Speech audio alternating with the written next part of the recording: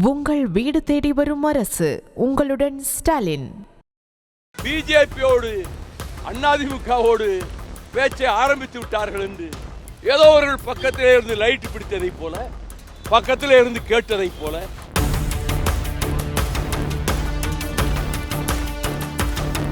கவின் கொலை வழக்கில் அந்த குற்றவாளியையும் கைது செய்து அவருடைய தந்தையாரையும் கைது செய்து தீவிரமான காவல்துறை நடவடிக்கைகளை மேற்கொண்டிருப்பதை நான் சுட்டிக்காட்டிய போது இந்த தந்தை பெரியார் பேரறிஞர் அண்ணாவின் பூமியில் கால் பதிக்க கோடானு கோடி பணத்தையும் செலவழித்து எப்படியாவது அதிமுகவோடு ஒரு உடன்பாடு வைத்துக் கொண்டார்கள். அவர்கள் இங்கே நுழைய உட்படுகிறார்கள். அதை தடுக்க வேண்டியது திராவிட இயக்கத்தில் இருக்கக்கூடிய ஒவ்வொருவரின் கடமை என்று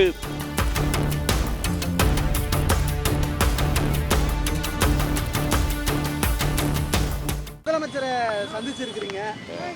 மாநிலங்களவையில் உங்களோட ஆர்எஸ்என் பார்த்தோம். ரெண்டையும் சேர்த்து முதலமைச்சர்கிட்ட பேசுனீங்களா? என்ன சொன்னாங்க?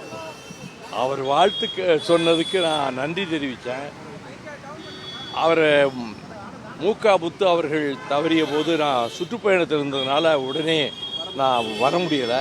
அது துக்கம் கேட்டுட்டு அவருக்கு எப்படி ஆச்சுங்கும் போது அவர் டெய்லி வாக்கிங் போயிட்டு இருக்கும்போது லேசாக முதல் நாள் தள்ளுற மாதிரி இருந்தது. அதுக்கு மறுநாளும் போனேன், 3ஆம் நாளும் போனேன். பிறகு பல்ஸ் பார்த்தா 40க்கு வந்துருச்சு. ரொம்ப இது உடனடியாக ஹாஸ்பிட்டல் போய் சேர்க்கணும்னு சொல்லி அப்புறம் உடனே சேர்த்தாங்க. பிறகு உடனே டாக்டர் தனியாத்தில் வந்தார். அங்குள்ள டாக்டர்கள் செங்கோட்டுவேலு எல்லாம் இருந்து பார்த்து செய்ய வேண்டிய வைத்தியத்தை செய்துட்டாங்க. அது என்கிட்ட பத்திரிகையாளர்கள் கேட்டாங்க, முதலமைச்சர் எப்பொழுது தன் பணிகளை தொடர்வார்னு என்கிட்ட பிரஸில் கேட்டாங்க. நான் சொன்னேன், ஏற்கனவே மருத்துவமனையில் இருந்தவாறே அரசு பணிகளைத்தானே அவர் கவனித்து கொண்டிருக்கிறார், ஓய்வு எடுப்பதாகவே தெரியவில்லையே அப்படின்னு நான் ஏற்கனவே சொன்னேன். நீங்களும் அதுக்கு பிறகு நாள் தவறாமல் செக்ரட்டரியேட் போகிறது, கோட்டைக்கு போகிறது, இப்போயும் சுற்றுப்பயணம் வச்சிருக்கிறாரு. அடுத்து 3 நாளில் போகிறார், தூத்துக்குடிக்கு போகிறாரு. அதையெல்லாம் சொன்னார். பிறகு அவங்க 30 விழாவை எப்போ நடத்த போகிறாங்கன்னு கேட்டோம். செப்டம்பர் 17 கரூரில் நடத்துகிறதா இருக்குன்னு சொல்லி சொன்னாங்க. அப்போ நான் சொன்னேன், நாங்கள் 15 செப்டம்பர் 15 பேரறிஞர் அண்ணா பிறந்தநாள் விழா 117வது விழாவை திருச்சியில் வச்சுருக்கிறோம். அதனால் நீங்கள் 17 அங்கே பெரியார் பிறந்த அன்னைக்கு அங்கே வைக்கிறதுனால ஒரு நாள் இடையில கேப் இருக்குது, எங்களுக்கும் கொஞ்சம் வசதியாக தான் இருக்கும் அப்படின்னு சொன்னேன். அதன் பிறகு இந்த கவின் கொலை வழக்கில் அந்த குற்றவாளியையும் கைது செய்து அவருடைய தந்தையாரையும் கைது செய்து தீவிரமான காவல்துறை நடவடிக்கைகளை மேற்கொண்டிருப்பதை நான் சுட்டிக்காட்டிய போது உடனடியாக அந்த செய்தி வந்தவுடன் உடனடியாக செய்துவிட்டோம். கவின் உடலை பெற மறுத்த அந்த பெற்றோர்களிடத்தில் கனிமொழியும் அதை போல் அங்குள்ள அமைச்சர்களும் உடனிருந்து நேற்று மாலை வரை பேசி பெற்றோர்கள் உடலை அவருடைய சடலத்தை பெற்றுக்கொள்ள முடிவு எடுத்து அது முடிஞ்ச பிறகுதான் சகோதரி கனிமொழி இங்கே வருவாங்க அப்படிங்கிறதையும் சொன்னார். பொதுவாக ப்ரெஸ்ஸில் நான் சொல்கிறது, இந்த ஆணவ கொலைகள் என்பது நிறைய நடக்கிறது காவல்துறை உடனடியாக நடவடிக்கை எடுத்து கைது செய்து என்னதான் செய்தாலும் கூட இன்னும் அது குறித்து கொஞ்சம் கடுமையான சட்டங்கள் கொண்டு வரப்பட வேண்டும் என்ற கருத்து பரவலாகவே இருக்கிறது. ஆகவே உங்களுடைய அரசும் அதை பரிசீலனை செய்யும் என்று நான் கருதுகிறேன் சொன்னேன். அதன் பிறகு இப்பொழுது எல்லா இடங்களிலும் ஒரு பெயர் ஆர்வத்தோடு உங்களுக்கு லட்சக்கணக்கான மக்கள் திரண்டு வருகிறார்கள் உங்கள் சுற்றுப்பயணத்தில். மற்றவர்களின் சுற்றுப்பயணத்தை விட உங்கள் சுற்றுப்பயணத்தில் அலைகடல் போல மக்கள் வருவதும் அவர்கள் ஆதரவை காட்டுவதும் திராவிட முன்னேற்றக் கழக அரசுக்கு தமிழகத்தினுடைய மக்கள், வாக்காளர் பெருமக்கள் முழு ஆதரவையும் தருகிறார்கள் என்பதை இது நிரூபிக்கின்றது. ஆகவே ஒரு மகத்தான வெற்றியை எதிர்நோக்கித்தான் சட்டமன்ற தேர்தலை நாம் சந்திப்போம். அது உங்கள் தலைமையிலான கூட்டணி.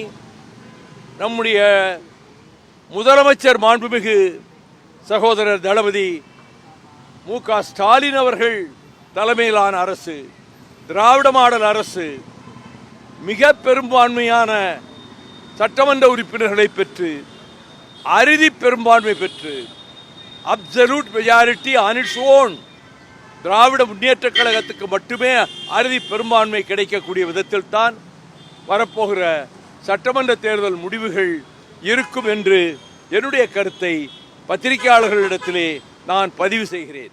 ஆகவே இங்கே கூட்டணி அரசு என்ற பேச்சுக்கே அதிலே இடமில்லாமல் போய்விடுகிறது. இங்கே அதனால் தான் தொடக்கத்திலிருந்து நான் சொல்லி வருகிறேன், தனி அரசு திராவிட முன்னேற்ற கழகத்தினுடைய தனி அரசு தான் அமையும், கூட்டணி அரசு அல்ல. அவர்கள் முழு பெரும்பான்மையை பெறுவார்கள் என்பதை நான் கடந்த சில நாட்களாகவே பத்திரிகையாளர்கள் சந்திப்பிலே சொல்லி வருகிறேன். எங்களை பொறுத்தமட்டில் நாங்கள் பாரதிய ஜனதா கட்சியும் ஆர்எஸ்எஸும் இந்துத்துவா சக்திகளும் இந்த தந்தை பெரியார் பேரறிஞர் அண்ணாவின் பூமியில் கால் பதிக்க கோடானு கோடி பணத்தையும் செலவழித்து எப்படியாவது அதிமுகவோடும் ஒரு உடன்பாடு வைத்துக் கொண்டார்கள். அவர்கள் இங்கே நுழைய உட்படுகிறார்கள். அதை தடுக்க வேண்டியது திராவிட இயக்கத்தில் இருக்கக்கூடிய ஒவ்வொருவரின் கடமை என்று கிட்டத்தட்ட 2 ஆண்டு காலமாகவே நான் சொல்லி வருகிறேன்.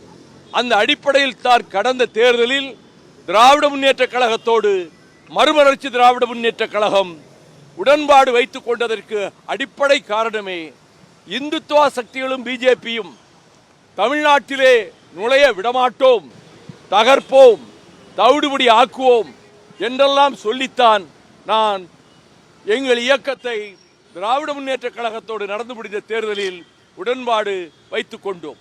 அதே நிலைப்பாடுதான் இன்றும் தொடர்கிறது, நாளையும் தொடரும். ஆனால் 1-2 ஏடுகளில் இன்று காலையில் கூட அபவாதங்களை, அப்பட்டமான பொய்களை மனம் கூசாமல், மனச்சாட்சி இல்லாமல், நேற்று தேமுதிக வந்து பார்த்தவுடன் மதிமுக வெளியேறும், அவர்கள் பிஜேபியோடு அதிமுகவோடு பேச்சை ஆரம்பித்து விட்டார்கள் என்று ஏதோ அவர்கள் பக்கத்திலே இருந்து லைட் பிடித்ததை போல, பக்கத்திலே இருந்து கேட்டதை போல, ஏன் இப்படி அபாண்டமான செய்திகளை ஒரு அரசியல் இயக்கத்தை குறிவைத்து தாக்குவதே உங்கள் மூல நோக்கமாக வைத்திருக்கிறீர்களே, என்ன கேடு உங்களுக்கு செய்தோம்? நான் தொடர்ந்து எல்லா கூட்டங்களிலும் பாரதிய ஜனதா கட்சியையும் இந்துத்துவா சக்திகளையும் மிக கடுமையாக தமிழ்நாட்டில் எவரும் விமர்சிக்காத அளவுக்கு நான் விமர்சித்து வருகிறேன். அதற்கான காரணங்களை சொல்லி வருகிறேன். ஆகவே அந்த நிலைப்பாட்டில் என்றைக்கும் மாறுதல் வராது.